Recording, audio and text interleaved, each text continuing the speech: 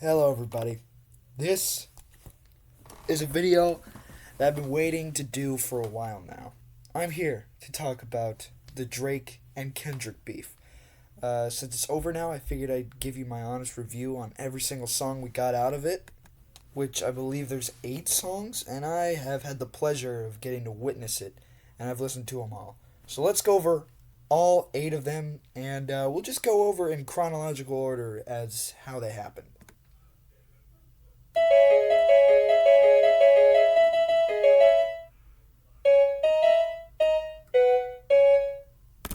First song that started the whole beef was Like That, with feature Metro Boomin and Kendrick Lamar, and it's good.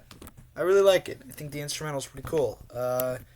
And I know you guys know I'm a Kanye fan, but I'm not going to come out here saying that him using the Eazy-E sample sounded better than it did on this track, because it sounds much better on this track.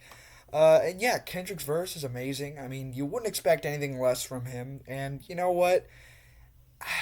I wasn't expecting him to take Drake saying that the big three is him, Cole, and Kendrick lightly, and his response is kind of what I predicted. It's just Big Me is a very hard line. All in all, a really good track, and not just Kendrick either. I think Future has a really good verse, and yeah, it's a great song. Overplayed as hell right now though, but I still like it. It's pretty great. Push ups, a pretty good song. I listened to this when it leaked, and I think it was a little bit better. I think there was like a different instrumental, but it's still good. I like the Metro diss. If there's one person who's kind of in the wrong in this whole situation, it's Metro because of some tweets that resurfaced. Just look up Metro Boomin old tweets. It's not great. I'll just say that, but I like push ups. I'm kind of on Drake's side a lot. I mean, I'm more of a Kendrick fan than the Drake fan, but I think most of the disses he has here are pretty good. So let's move on to the next diss track. Euphoria. Alright, Euphoria. Good track. I remember listening to all 6 minutes of it when it came out. Yeah, pretty good. I don't listen to it a whole lot though, because it's the length is pretty daunting, but it is really good. I think it's one of the best diss tracks to come out of this beef, and I really like it. Um, so yeah, Euphoria is it's pretty damn good. There are a lot of pretty cool bars here, and at the end, that's when he starts to like just really hate on Drake, and you can tell that Kendrick is not gonna back down. And I'm thinking like, well, I don't know what's gonna happen. And everyone by this point was like, oh, it doesn't matter what Drake does. Kendrick already cooked him, and I'm like, give him some time. Give him some time. Next up is 616 in L.A. One of 2 tracks from this beef that sadly is not on streaming service. I like this one. I think the beat is like chill, but he's still going after Drake, and I mean, like, I was surprised he dropped this many. But yeah, Kendrick. I'm just glad to hear him drop music. Whether it's from a Drake beef or whatever. I want to hear him drop more, and it's great. Having said that, though, next time he does drop, I think it would be cool to have it be a collab album with Baby Keem and have it be more of like a fun album, kind of what we heard on the Hillbillies. That'd be nice. But still, these disses are great, and 616 in L.A. is a really good one. I haven't listened to it that much, but I remember I listened to it on his IG page when it first came out, and it's a really good track. Maybe in this song, you shouldn't start by saying nigga. Family Matters. Now, I'm gonna give out a hot take. Now, I'm not saying that Drake won the beef. He definitely did it. No way. But if I were to have to pick the best song from this beef, I'd go with Family Matters, and I think there are tons of people that will hate on that. But I think Family Matters is incredible. And I think it's kind of funny too. Kendrick made a song that was 6 minutes, and Drake's like, I'll do 7 minutes. But yeah, I think when I heard that an employee at OVO said that like he's been planning for a beef with Kendrick for like a really long time now, I was like, well, he's gonna respond, because Push Ups, while there were definitely Kendrick disses in there, it wasn't specifically aimed at him. So it's not like that was just gonna be the last thing that Drake said. And Family Matters is really good. I love all the beat switches. There's some really hard lines, and the video proof line. I don't know. I mean, maybe it was a little too early for that. I don't know if he really wants to, include that in the song, but still, it's it's pretty funny. I like Family Matters, and I think it's a pretty great track.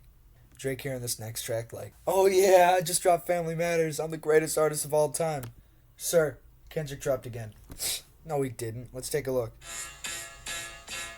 Oh shit. So yeah, Meet the Grams. Oh my god. I think this was the best, like, this right here was like the best part of the beef because Family Matters and Meet the Grams are my two favorite diss tracks. And they're both on streaming services, so yay.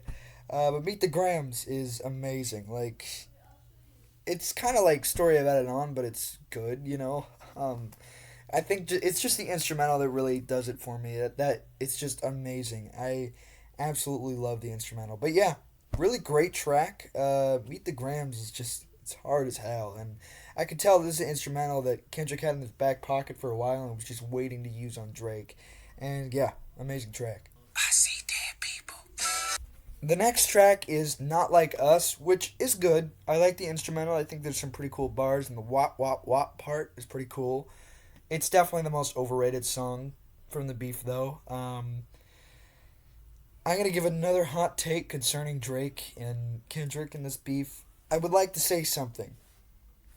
If Drake were to say that certified lover boy, certified you know what line under the same circumstances, if like Kendrick had like some controversy surrounding it, he would have been clowned. Like everyone would be like, "Oh, that's a stupid line. Like that's the wackest bar I've ever heard." But because Kendrick's doing it, everyone's like, "Oh my god, Drake's buried." Like, come on, man. We all know that bar is weak. Like, come on. I mean, it's a hard part in the song, but like any other artist would have done it, it wouldn't have been good at all. Like it's literally like the memes are making about Drake where he says like K dot more like K not. That's practically what he's saying. So I'm sorry. It's a great track. I like it. I recently listened to it. Yeah, it's good. I can see why it's popular. It's got a nice beat. But I think it's pretty overrated.